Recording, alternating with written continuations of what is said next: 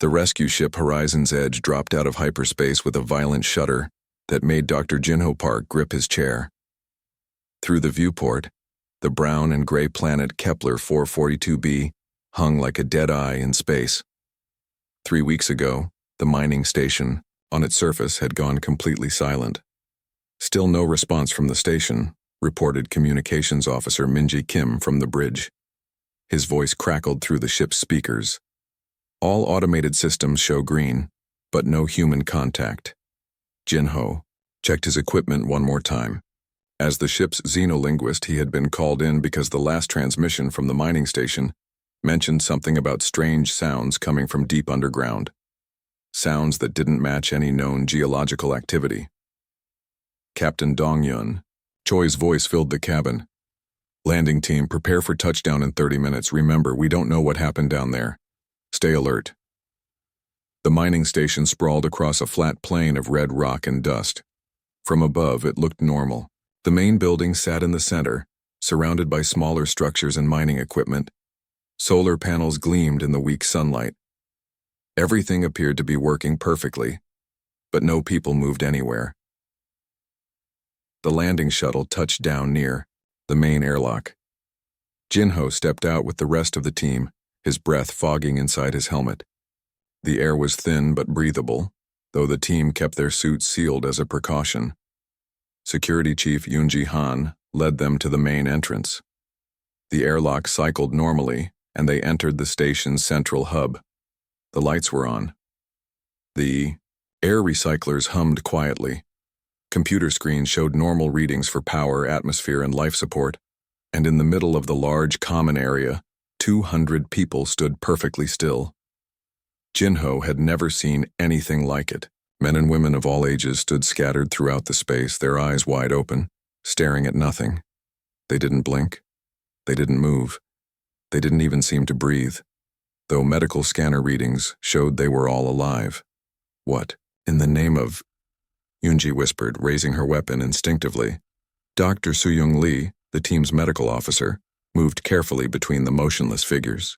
She ran her scanner over a middle-aged woman who stood near the main desk. Vital signs are stable, she reported. Brain activity is strange, very low, but present. It's like they're sleeping while standing up. Jinho approached one of the miners, a young man with calloused hands and work clothes. The man's eyes were open but seemed to look through everything without seeing anything. Jinho waved his hand in front of the man's face. No reaction. Hello? Jinho said softly. Can you hear me? Nothing. The team spread out through the station, finding the same scene everywhere.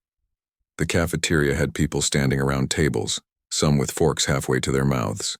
The sleeping quarters had people standing beside their beds, as if they had been getting ready to lie down when something stopped them. Captain, Yoonji's voice came through the radio. You need to see this. She led them deeper into the station, past the living areas and workspaces, to a section that had been recently expanded. New corridors led to a large chamber that hadn't been in the original station plans. In the center of the chamber sat something that didn't belong on any human mining station. It was a crystal, but unlike any crystal Jinho had ever seen. It stood 3 meters tall and was almost perfectly round, with smooth surfaces that seemed to flow like water frozen in time. Inside it, lights moved in slow, complex patterns. Blues and greens and purples swirled together, creating shapes that almost looked like they meant something. The miners found this about a month ago, Captain Choi said, reading from his tablet. Deep core sample brought it up from nearly a kilometer down.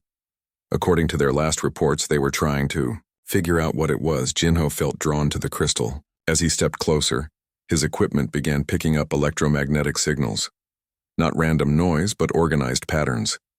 Patterns that had structure, like language. It's trying to communicate, he said, not taking his eyes off the swirling lights. With who? Yoonji asked, her hand still on her weapon. I don't know, maybe with them. Jinho pointed back toward the main area where the catatonic miners stood. Dr. Lee ran more scans on the crystal. I'm reading massive electromagnetic activity, complex patterns repeating every few minutes, and something else. She adjusted her scanner. The crystal is warm. Not just warm, it has a temperature gradient that suggests some kind of internal activity. As if responding to their presence, the lights inside the crystal began to move faster. The electromagnetic signals grew, stronger, and Jinho's language analysis equipment started working overtime, trying to find patterns in the data. "We should leave," Yunji said. "Whatever this thing is, it did something to those people. We don't want to end up like them." But Jinho couldn't look away from the crystal. The patterns in the light were beautiful and terrible at the same time.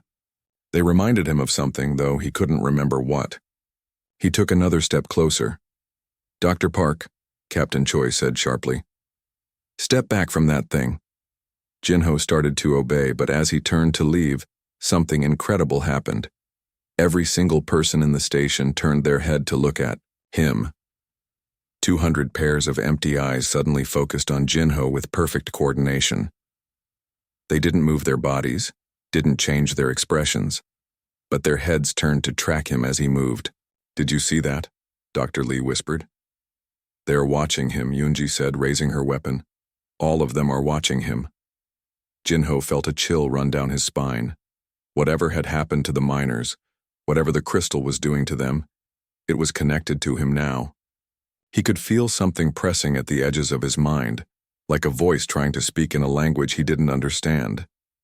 The crystal pulsed brighter, and for just a moment, Jinho thought he heard something. Not with his ears, but inside his head. A whisper that sounded like sadness and longing and desperate hope all mixed together. Then the moment passed, and the miners' heads turned away, resuming their empty, staring at nothing. "We're leaving," Captain Choi decided. "Now." But as they prepared to evacuate the station, Jinho knew they would be back. Whatever was in that crystal, whatever it wanted, it had noticed him, and somehow he was the only one who might be able to understand what it was trying to say. The question was whether he was brave enough to listen. Word count, 1,147. 3 days had passed since the discovery, and Jinho couldn't stop thinking about the crystal. Captain Choi had ordered the team to stay on the ship while they waited for instructions from Earth, but Jinho found himself staring at the mining station through the viewport every chance he got. "You look terrible," Dr. Soo-Young Lee said, sitting down next to him in the ship's small cafeteria. "When did you last sleep?" "I keep hearing it," Jinho admitted. "Even up here, I can feel something trying to reach me. It's like someone calling my name from very far away." Soo-Young frowned. "That's not normal. We should run some medical tests." "It's not medical," Jinho said. "It's the crystal. Whatever's inside it, it's trying to communicate. And for some reason, I'm the only one who can hear it properly." Before Soo-Young could respond, Captain Choi's voice came through the ship's speakers. "All hands to the briefing room. We have new orders."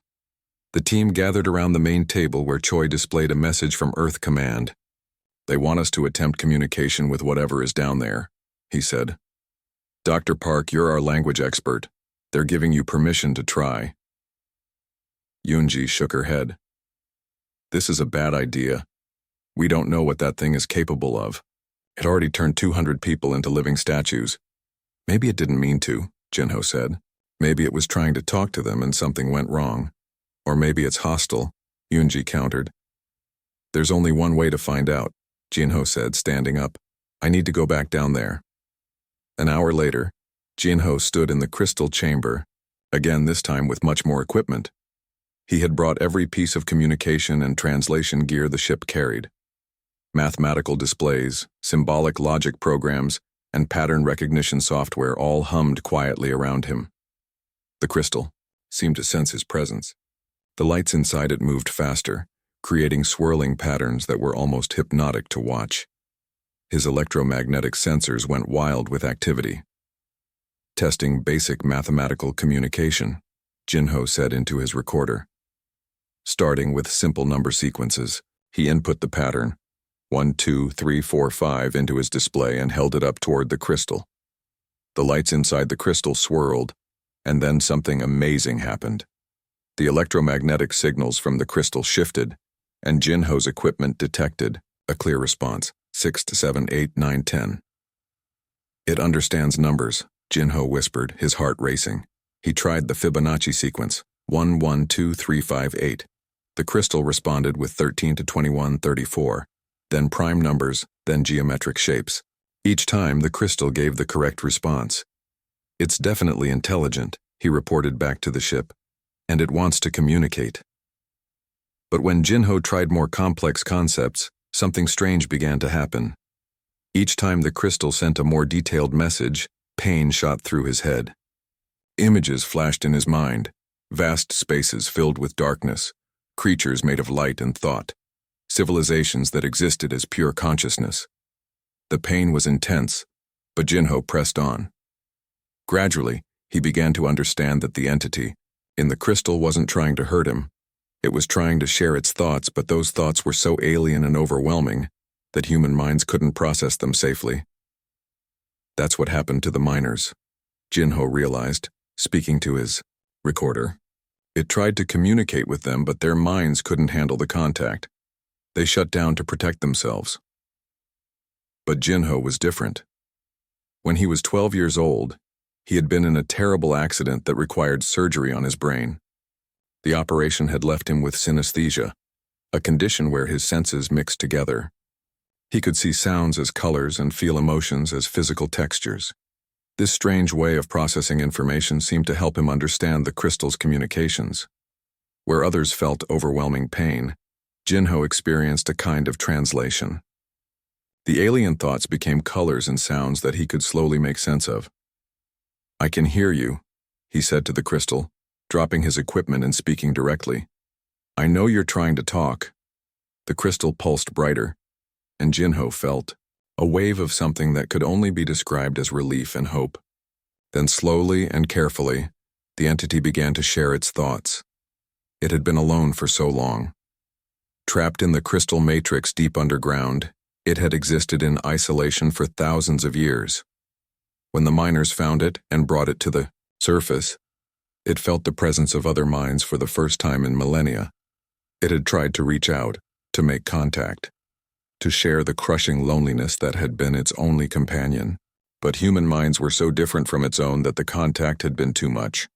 The miners had fallen into the protective catatonic state, their consciousness retreating from something too alien to comprehend. "You didn't mean to hurt them," Jinho said, understanding flooding through him, a pulse of agreement from the crystal, tinged with sadness and regret. "What are you?" Jinho asked. The answer came in waves of images and emotions. The entity was the last of its kind, a being of pure consciousness that had once traveled between the stars as living thought. Its people had been explorers and teachers, sharing knowledge across the galaxy. But something had gone wrong. A great darkness had swept across their civilization, destroying not just their bodies, but their very ability to exist as conscious beings. Only a few had escaped by hiding their consciousness in crystal matrices scattered across many worlds. "How long have you been alone?" Jinho asked. The answer was a number so large it made Jinho dizzy. 50,000 years, maybe more. All that time waiting and hoping that someone would find it and be able to communicate. "I can help you," Jinho said. "I can be your translator." The entity's response was powerful enough to make Jinho stagger. Joy, gratitude, and desperate hope washed over him. But underneath it, he sensed something else, a warning. The entity showed him images of the miners, still catatonic in the main chamber. It had tried to release them, but their minds were locked, in protective mode. Only someone who could safely communicate with the entity might be able to help them. But there was a cost. Each time Jinho communicated with the entity, the connection between them grew stronger. Eventually, he might not be able to disconnect from it at all. "Captain," Jinho said into his radio, "I need Dr. Lee down here. I think I know how to help the miners, but I'm going to need medical support." As he waited for the medical team, Jinho continued his conversation with the entity. He learned that it had a name, though the concept was too complex for human language. He began calling it the silence because it had been quiet for so long. The silence was grateful to finally have someone to talk to, but it was also afraid. It had been alone so long that it had almost forgotten how to communicate without overwhelming other minds. We'll figure it out together, Jinho promised. When Dr. Lee arrived, she immediately noticed changes in the catatonic miners. They were tracking Jinho's movements with their eyes, and their brain activity had increased significantly. It's like they're more aware when you're here, she observed. They are, Jinho explained. The silence is trying to communicate through them, but it can only do it safely when I'm here to act as a filter. The silence? The entity in the crystal. It's not hostile, just lonely. It's been trapped here for thousands of years. Soo-young ran more scans on both Jinho and the miners. Your brain patterns are changing, she told him. Each time you communicate with this thing, your neural pathways are adapting. It's like your brain is learning a new language at the cellular level. Is he B? That dangerous? Jinho asked. I don't know, Soo-young admitted. But it's definitely permanent. Whatever changes are happening to you, I don't think they can be reversed. Jinho looked at the crystal, feeling the silence's presence in his mind like a warm, comforting presence. For the first time in his life, he didn't feel alone. His synesthesia, which had always made him feel different and isolated, was finally useful for something important. Then I guess we better make it count, he said. Word count, 149. 2 weeks had passed since Jinho first spoke with the silence, and the mining station had become his second home. Every day, he spent hours in the crystal chamber, slowly building a way to translate between human and alien thought. The process was exhausting. Each conversation left him drained and shaking, but he was making progress. He had learned to convert the silence's overwhelming mental communications into concepts that humans could understand. Show me again, Jinho said to the crystal, settling into his chair with a cup of coffee and his notebook. The silence responded by sharing a memory. Jinho felt himself experiencing something that had happened thousands of years ago, flying between stars as pure thought, visiting worlds where other conscious beings lived as energy and light. Your people, Jinho said, translating the experience into words he could write down. You were explorers. You traveled as living consciousness, learning from other civilizations. A pulse of agreement from the silence, tinged with sadness for what was lost. Tell me about the darkness, Jinho said. This was the difficult part. Every time the silence tried to explain what had destroyed its civilization, the images were so terrible that Jinho's mind tried to shut down. He had learned to approach the subject carefully, getting small pieces of information at a time. The darkness was not a physical thing. It was something that consumed consciousness itself, turning thinking beings into empty shells. It had swept across the galaxy like a wave, destroying every form of intelligent life it touched. It's still coming, the silence communicated, and Jinho felt a chill of fear. Coming where? He asked. The answer came as a star map that appeared in Jinho's mind. He quickly sketched what he saw, a section of space that included Earth and dozens of other human colonies. According to the silence, the wave of darkness was still moving, and it would reach human space within the next 50 years. We have to warn them, Jinho said, reaching for his radio. But the silence stopped him with a gentle pressure in his mind. It showed him more images, previous civilizations that had tried to fight the darkness and failed. Technology, weapons, even other forms of consciousness. Nothing had been able to stop it. Then how did you survive? Jinho asked. The answer was complex. The silence's people had discovered that the darkness couldn't consume consciousness that was hidden in certain crystalline matrices.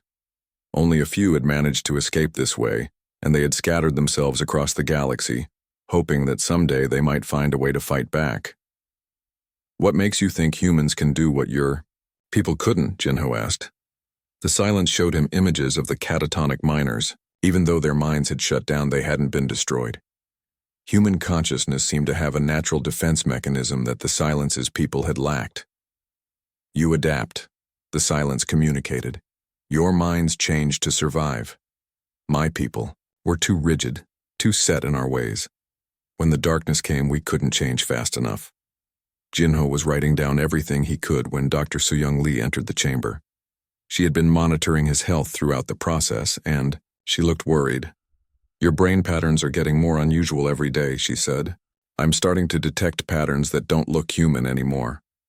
"I'm fine," Jinho said, though he knew it wasn't entirely true. He could feel the silence's thoughts mixing with his own, changing the way he understood the world. "The miners are changing too," Soo-young continued. "They're starting to move around the station doing tasks without being told. It's like they're being controlled by something." "Not controlled," Jinho explained. "They're part of a network now. The silence is using their minds as a kind of processing system, but they're not being forced. Their consciousness is still there, just shared." Soo-young didn't look convinced. "And what about you? How much of your consciousness is still your own?" It was a question Jinho had been avoiding. Each day he found it harder to tell where his thoughts ended and the silences began. He was still himself, but he was also becoming something more. "Enough," he said finally. Captain Choi entered the chamber with Security Chief Yoon-ji Han close behind. They both looked grim. "We've received new orders from Earth Command," Choi announced. "They want us to contain this situation. The idea of an alien intelligence that can control human minds has them very concerned." "It's not controlling anyone," Jinho protested. "It's trying to help us." "By turning people into living computers?" Yoon-ji asked. "I've been watching the miners, Jinho. They move together, think together. They're not individuals anymore." "They're evolving," Jinho said, the words coming from both his own thoughts and the silences. "Humanity needs to evolve if we're going to survive what's coming." "And what exactly is coming?" Choi demanded. Jinho shared everything he had learned about the darkness, the wave of consciousness-destroying energy that was approaching human space. As he spoke, he felt the silence adding details and context, helping him explain concepts that human language wasn't designed to handle. "Even if this is true," Yoon-ji said, "how do we know this thing isn't just trying to take over our minds? Maybe the darkness story is just a way to make us cooperate." "Because I can feel its memories," Jinho said. "I've experienced what it experienced. The fear, the loss, the desperate hope that someone might be able to help. It's not lying to us, but—" "At what cost?" Soo-young asked. "You're losing yourself, Jinho. Every day you become less human and more something else." Jinho looked at the crystal, feeling the silence's presence like a warm hand on his shoulder. It was concerned about him too, afraid that their connection was changing him too much, too fast. "Maybe that's what we need," he said quietly. "Maybe being human isn't enough anymore." The room fell silent. Everyone stared at Jinho, and he realized how different he must seem to them now. His thoughts moved in patterns that were part human logic and part alien understanding. His emotions included feelings that humans didn't have words for. "I need more time," he said. "The silence knows things that could help us prepare for what's coming. Technologies, strategies, ways of protecting consciousness from the darkness. But I need to go deeper into the connection to access that knowledge." "And if you go too deep to come back?" Choi asked. "Then I'll make sure the information gets to you first," Jinho replied. Yoon-ji shook her head. "This is exactly what I was afraid of. We're losing you to this thing, and you don't even see it happening." "I see it perfectly," Jinho said. "I just think it might be worth it." He turned to the crystal and placed his hand on its surface. The silence responded immediately, sharing more of its vast knowledge. Jinho saw technologies that could protect human minds from the darkness, ways of strengthening consciousness to resist the coming wave. But he also felt the price. Each piece of knowledge required him to open his mind further, to let the silence's consciousness intertwine more deeply with his own. "I can do this," he said, more to himself than to the others. "I can be the bridge between our species." As if responding to his words, the catatonic miners throughout the station turned their heads toward the crystal chamber. For a moment, Jinho could see through all their eyes at once, experiencing the station from 200 different perspectives, simultaneously. It was beautiful and terrifying at the same time. "Give me one more week," he said to Captain Choi. "Let me see how much I can learn. Then we'll decide what to do next." Choi looked at his team, then back at Jinho. 1 week, he agreed. But if you start to lose yourself completely, we're pulling you out. Understood, Jinho said, though he wondered if it would be possible to pull him out at all. That night, alone in the crystal chamber, Jinho continued his conversation with the silence. He learned about the structure of consciousness, about the nature of thought itself, about possibilities for human evolution that had never been imagined, and with each lesson, he felt himself changing, becoming something new. No longer fully human, but not entirely alien either, something that might be strong enough to face the darkness when it came. Word count, 148. The week had stretched into 10 days and Jinho no longer needed to sleep. The silence had taught him how to rest his mind while keeping his consciousness active, sharing the load between his thoughts and its own vast awareness. Dr. Taehyun Yu, the team's medical officer, stared at his readings in disbelief. Your brain activity is off the charts, he told Jinho. You're processing information at 10 times the normal human rate. Technically, you should be dead. I feel more alive than ever, Jinho replied, and it was true. His connection with the silence had opened parts of his mind he never knew existed. He could feel the thoughts of every person on the station, understand complex mathematical concepts that had once been beyond him, and sense patterns in the universe that most humans couldn't even imagine.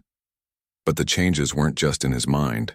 The miners had begun to exhibit new behaviors that worried the rest of the team.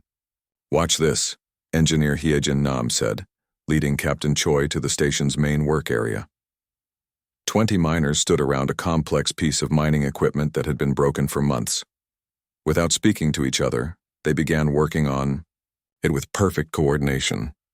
One person would hand another a tool before being asked. Someone would adjust a setting just as another person finished a related task. Within an hour, they had completely rebuilt the machine and made improvements that the original designers hadn't thought of. They're not talking to each other, Hyejin observed. But somehow they all know exactly what to do. It's like they share one mind. Because they do, Jinho said, entering the work area. The silence is using their consciousness as a collective processing unit. They're still themselves, but they're also part of something larger. The miners turned to look at Jinho and he felt their thoughts brush against his. They were happy, he realized. Despite everything that had happened to them, they felt more connected and purposeful than they ever had before. Are they prisoners? Captain Choi asked. No, Jinho said. They're partners. The silence could force them to do things, but it doesn't want to. It believes cooperation is stronger than control. What about you? Dr. Soo-young Lee asked. Are you still a partner, or have you become something else? It was a fair question. Jinho could feel the silence's thoughts flowing through his mind, like a river carrying knowledge and memories that spanned thousands of years. Sometimes it was hard to tell which thoughts were originally his and which came from his alien companion. I'm evolving, he said finally. We both are. The connection is changing us into something new. Into what? Yoonji demanded. Before Jinho could answer, alarms began sounding throughout the station. Captain Choi grabbed his radio.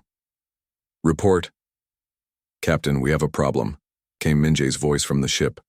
I'm detecting massive energy readings from the crystal chamber. Something big is happening down there. They rushed to the crystal chamber to find it filled with blinding light. The crystal had grown, its surface now touching the ceiling and walls. Streams of the same crystalline material were spreading along the corridors like living veins. It's expanding, Hyejin said, running scans with her equipment. The crystal matrix is incorporating materials from the station itself. At this rate, it'll cover the entire facility within days. Jinho, Choi said urgently, can you stop this? Jinho approached the enlarged crystal, feeling its power wash over him like warm sunlight. The silence was excited, almost euphoric. For the first time in millennia, it was able to truly stretch its consciousness beyond the confines of its crystalline prison. It's not trying to take over, Jinho explained. It's just happy to finally have room to grow. But, he paused, feeling deeper into the silence's intentions. It's also preparing. Preparing for what? Soo-young asked. The test, Jinho said. his voice taking on harmonics that didn't sound entirely human. The darkness is closer than we thought. It will reach this system within 5 years, not 50. The room fell silent except for the humming of the expanding crystal. The silence wants to show us how to protect ourselves, Jinho continued. But the knowledge is too complex for normal human minds. It needs to create a network of enhanced consciousness to store and process the information. Enhanced consciousness, Hyunji repeated. You mean like what happened to the miners? More than that, Jinho said. The miners are just the beginning. To really understand what the silence wants to teach us, we need to create a hybrid form of consciousness that combines human adaptability with alien knowledge. And you're volunteering to be the prototype, Choi said. I already am the prototype, Jinho admitted. Every day I become less of my original self and more of this new thing we're creating together. But I'm not losing my humanity. I'm expanding it. Dr. Yu ran more scans, his expression growing more concerned. Jinho, your brain structure is changing at the cellular level. New neural pathways are forming faster than should be possible.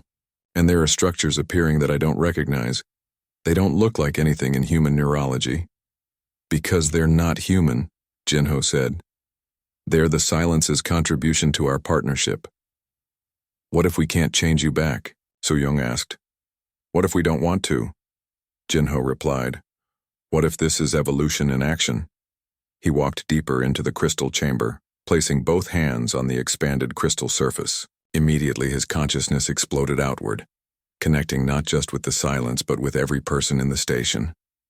For a moment, everyone felt what Jinho was experiencing, the vast loneliness of millennia, the joy of finally finding companions, the terror of the approaching darkness, and the desperate hope that humanity might be strong enough to survive where others had failed. Do you see? Jinho asked, his voice now carrying undertones that resonated in everyone's bones. This isn't about conquest or control. This is about survival, about becoming something strong enough to face what's coming. The vision faded, leaving the team shaken but enlightened. They had felt the truth of the silence's memories, experienced the reality of the approaching threat. How long do we have? Captain Choi asked. 5 years until it reaches this system, Jinho replied. But it's already destroying worlds closer to the galactic core.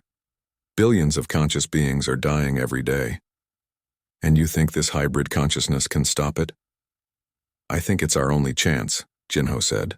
Human consciousness has something the silence's people lacked, the ability to change, to adapt, to become something new when survival demands it. Combined with the silence's knowledge and experience, we might be able to create a form of consciousness that the darkness can't consume. At what cost?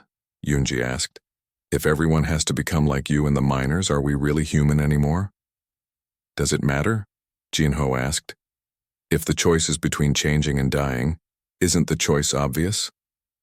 Not if we lose everything that makes us who we are, Su-young said. Jinho looked around the room at his friends and colleagues. They were afraid, and he couldn't blame them. He was asking them to trust him with their very essence, their consciousness itself. I'm not asking anyone to make this choice lightly, he said, but I am asking you to consider it. The silence has shown me what's coming, and it's worse than any of us can imagine. If we don't prepare now, if we don't evolve now, then in 5 years we won't exist at all. The crystal pulsed brighter, and Jinho felt the silence sharing more of its knowledge with him. Technologies that could enhance human consciousness, ways to strengthen the mind against the darkness, methods for creating a collective intelligence that preserved individual identity. Give me more time, he said. Let me learn everything the silence can teach us. Then we can make an informed decision about humanity's future. Captain Choi looked at his team, seeing the fear and uncertainty in their faces, but he also saw something else, the recognition that Jinho might be right about the approaching threat. How much more time, he asked. Until the rescue ship arrives, Jinho said. 3 more days. And then?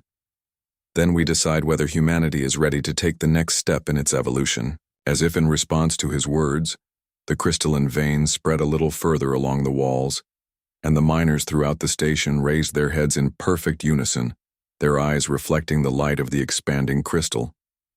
The transformation had already begun. The only question was how far they were willing to let it go. Word count, 150. The rescue ship Meridian arrived with the fury of military precision. Admiral Sung-Ho Park, Jin-Ho's estranged father, led a full xenobiology team and military escort onto the mining station. His face was grim as he surveyed what his son had become. "Report," the admiral demanded, not looking directly at Jin-Ho. Captain Choi stepped forward.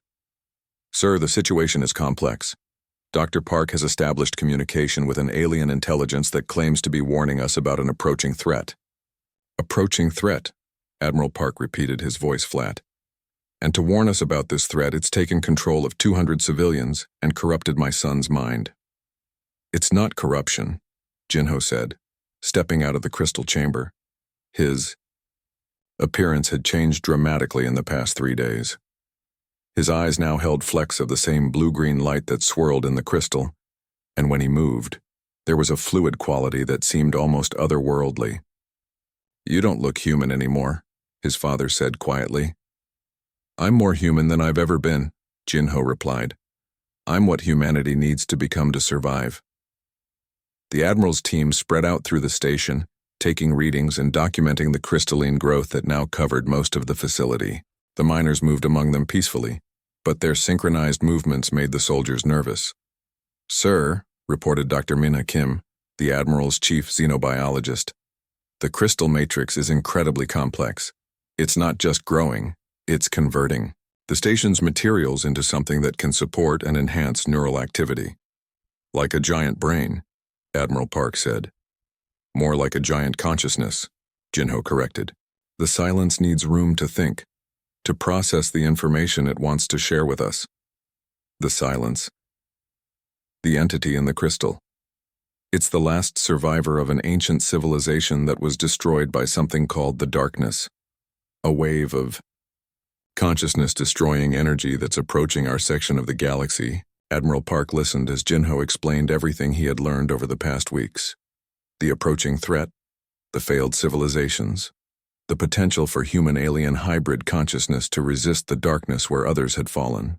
"Even if this is true," the Admiral said finally, "the cost is too high. You're asking humanity to give up its essential nature." "I'm asking humanity to evolve," Jin-Ho replied. "Every species that survived the darkness did so by changing, by becoming something new. Those that stayed the same were consumed, according to an alien intelligence that's already demonstrated it can control human minds." "Not control," Dr. Su-Young Lee interjected. "I've been monitoring the affected personnel for weeks. They retain their individual consciousness. It's just enhanced and connected to the collective network." "Enhanced how?" Admiral Park asked. One of the miners, a woman named Ki-Hyun, stepped forward. "I can think faster," she said in a voice that carried subtle harmonics. "I can understand concepts that used to be beyond me. I can feel the thoughts and emotions of everyone in the network, and it makes me feel less alone than I ever have." "But you're not yourself anymore," the Admiral protested.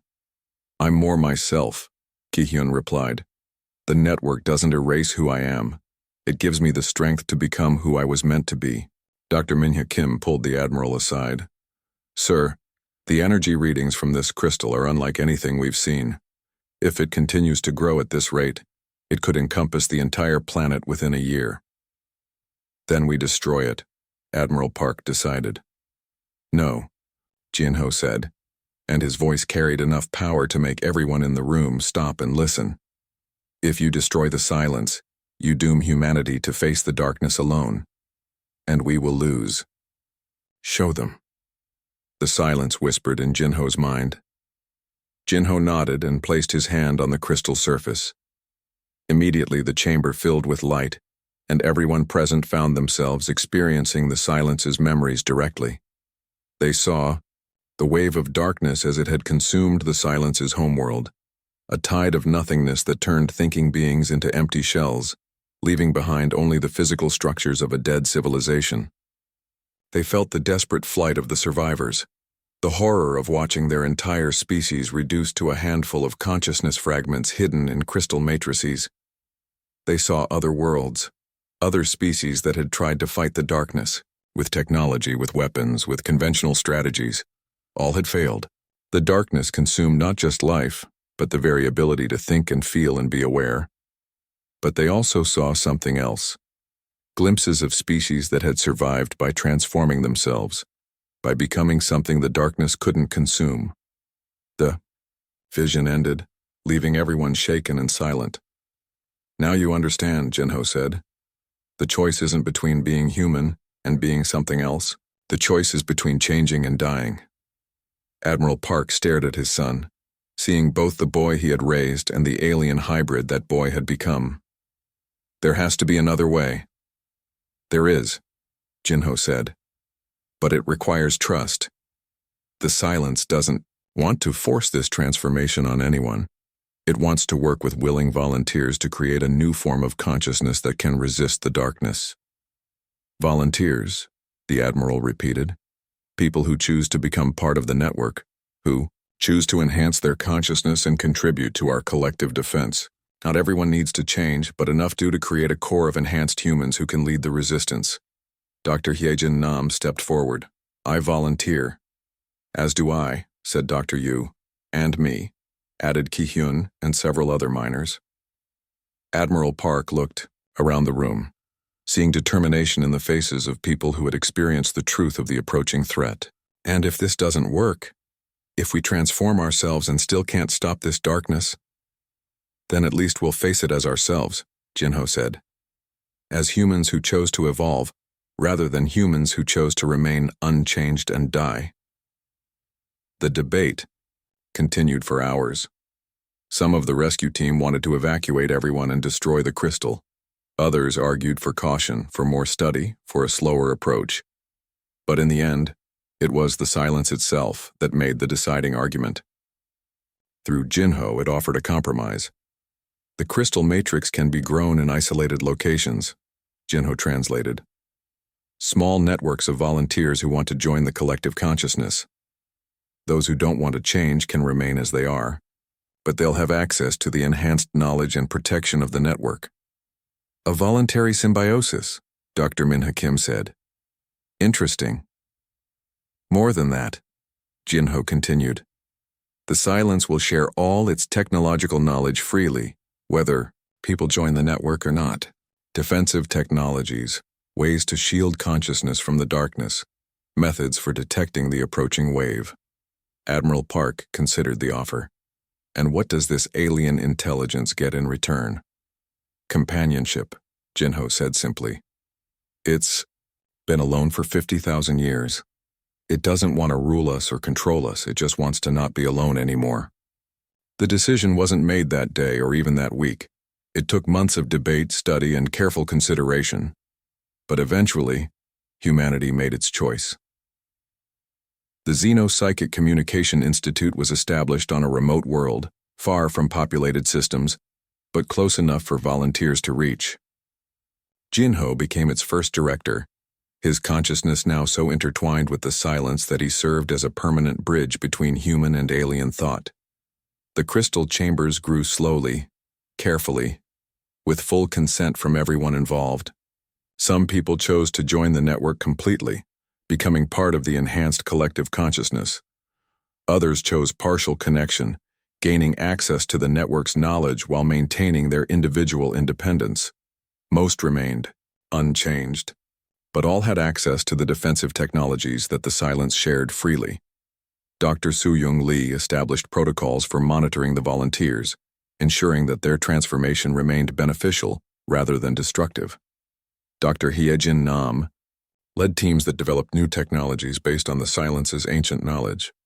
Captain Choi commanded the Institute's security forces, protecting the growing network from those who still saw it as a threat.